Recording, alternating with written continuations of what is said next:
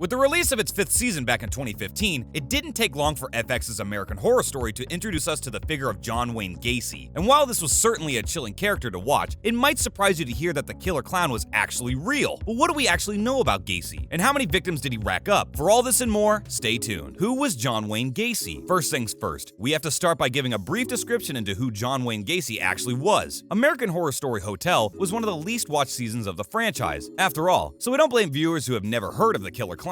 That being said, his story is one that should never be forgotten, as it shows how the most upstanding members of society can actually be unbelievably twisted behind closed doors. You see, John Wayne Gacy was an American serial killer and rapist who ended up taking the lives of around 33 young men in the region of Cook County, Illinois. And while the majority of these bodies were disposed of by burying them under his own home, Gacy also ventured a bit further when space was no longer available, hiding some nearby the Des Plaines River. As is the case with most of these psychotic murderers, Gacy didn't have the best of childhoods and battled with his homosexuality for the majority of his life. It's what led him to going after young men, with a mixture of jealousy and sexual attraction driving his actions. And surprisingly enough, it wasn't the disappearance of these men that led to the killer clown being caught. When Gacy was convicted of sexual assault back in 1968 in an unrelated incident, police investigated him further, stumbling upon the bodies that were literally piled beneath his home. So without further ado, let's dive right into his chilling story, the early life of John Wayne Gacy. It all started on the 17th of March 1942, a date infamous for being the one that brought John Wayne Gacy into the world. His parents were Danish and Polish in origin, and decided to bring Gacy and his siblings up in Chicago, Illinois. But things quickly went south with his alcoholic father resorting to the beating of his children and wife with the use of a razor strap. According to Gacy's sister, Karen, the children quickly learned how to deal with the pain and knew it was coming whenever their father perceived them to have misbehaved. Gacy was by far the best suited for this punishment though, astonishing his father by toughening up to such an extent that he no longer cried during beatings. Worse yet, Gacy couldn't find support outside of his disastrous family unit either. Because of a congenital heart defect that was apparently described by his father as proof of Gacy's failure as a human, the young boy was unable to play with other children and make friends. But after watching other kids in the neighborhood from his window, he slowly came to realize that he had sexual attraction to boys, not girls. But back in the mid to late 90s, this wasn't exactly an idea that was accepted by society. Homosexual men were often viewed as having a mental disorder, so you can imagine just how much turmoil this caused on top of everything else. Suffice to say, Gacy didn't have the best of childhoods. Gacy, the family man. Regardless of his terrible upbringing, Gacy found himself leaving the family home and becoming a pillar of society. He first worked as a fast food chain manager during the 1960s, later becoming a building contractor and making far more money than he could have dreamed of. Funny enough, the 1970s then saw him being elected as a Democratic precinct captain in the Chicago suburbs. Like we said earlier, this wasn't too surprising considering how well liked he was in the community. According to those who knew him at the time, Gacy was always the type of man to say good morning while broadly smiling like there was no care in the world, an attitude which later saw him getting married to who he described as the love of his life. But knowing full well that he had an attraction to men, this was very difficult to understand and no doubt a lie. Despite living in denial and pretending to be one of the good ones, Gacy found himself having 2 biological children with his wife, finally solidifying himself as an ordinary suburban businessman. He did have a small hobby that neighbors found endearing though. On the odd occasion, he would dress up like a clown and perform at children's parties, charity foundations, and other events. This resulted in him calling himself either Pogo the Clown or Patches the Clown, obviously depending on whichever character he was portraying. But what his neighbors didn't know is just how sinister things were about to get. The start of Gacy's crime wave. As it turns out, Gacy was actually a twisted psychopath behind closed doors, often luring young men into his cold embrace by promising them a job on his construction force or through some other ruse. After the 2 men were alone, he would go and capture his victim, often taking them to an isolated area where they could be sexually assaulted and tortured for days on end. And when the victim in question was no longer considered to be fun for Gacy to be with, he would finally put them out of their misery by strangling the life from their bodies. The intimacy of this end couldn't be disregarded for the police, who upon investigating found that some of the victims had been strangled with the use of a rope, while other Gacy had ended using nothing but his bare hands. Police were also led to believe that Gacy's membership to the Jolly Joker Clown Club was actually nothing more than a means to an end. As it turns out, the psychopathic serial killer never enjoyed the entertainment of children. He used the disguise to scope out victims at events and blend in with society. In fact, when he was asked in an interview conducted while he was in prison, Gacy remarked with a smile on his face that clowns can get away with murder. But remember, it wasn't until his first arrest that the community really came to learn who Gacy actually was. What was Gacy arrested for in the first place? This was back in 1968, which saw Gacy being arrested and then convicted of sexual assaulting 2 teenage boys. The evidence was there, and Gacy was finally recognized for the monster that he was. That being said, while facing a 10-year prison sentence, Gacy was released just 2 years later on parole for what was considered to be good behavior. Not exactly the best of moves by Chicago Parole Board, as Gacy was later were arrested the same year of his release after another teenage boy had accused him of sexual assault. These charges were, however, dropped when the young boy went missing during Gacy's trial. Having solidly gotten away with things, Gacy continued on with life until two other teenage boys accused him of rape in the mid-1970s. And this is when police really started to pay attention to the amount of missing boys in the Chicago region. The period was referred to by Gacy as his so-called cruising years, which is when he committed most of his heinous acts. Finally, with the disappearance of 15-year-old Robert Priest in December of 1978, the police had enough evidence to search Gacy's property. The young boy was last seen heading out to speak to Gacy, after all, about a possible construction job in the future. And when investigators exercised that search warrant, the true horror of John Wayne Gacy became quite apparent. What did investigators find? Numerous evidence was uncovered linking Gacy to various crimes ranging from murder to sexual assault once more. It was also at this time that police discovered Gacy's first killed, being 16-year-old Timothy McCoy, who he had lured into his home and then strangled to death. The search also caused investigators to stumble upon a crawlspace beneath Gacy's home in Norwood Park, Illinois. Packed neatly in this crawlspace were a number of bodies, most of which were identified later as boys who had been missing for years. In the end, Gacy confessed to the kidnapping, torture, rape, and murder of around 30 victims over the years, with many believing that there were actually a lot more disappearances connected to him. Suffice to say, Gacy was placed on trial for the crimes he had been charged with, and while he had confessed to all of them in their entirety, he pleaded not guilty, citing his insanity as a defense against the terrible acts. According to him, the murders and sexual assaults had been committed by his alternate personality, who he had no control over, but the judge was having none of this, convicting him for the death of 33 victims overall. In the end, Gacy was taken out with the use of a lethal injection on the 10th of May, 1994, but his legend would continue for years to come. And there you have it, everything you need to know about John Wayne Gacy and the terrible things he did to become infamous. Where do you think he ranks amongst the best serial killers out there though? And what's your opinion of him? Let us know in the comments section below.